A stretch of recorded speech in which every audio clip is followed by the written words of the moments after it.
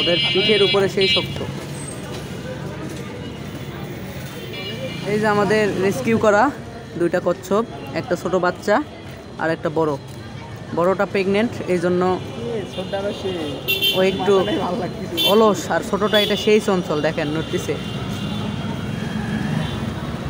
এই কি খবর, খাবা নাকি?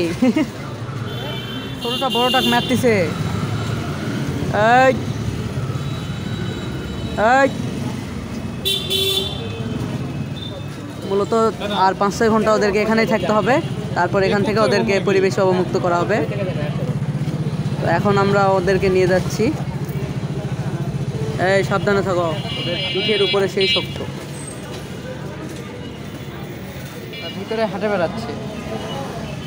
মায়ের পিঠে বাচ্চা, দেখে মনে হচ্ছে একটার পিঠে আরেকটা উঠছে, মনে হচ্ছে স্কুল ব্যাগ নিয়ে আসে ভাই।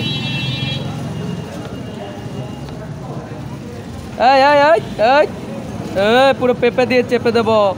কি শুরু করছিস?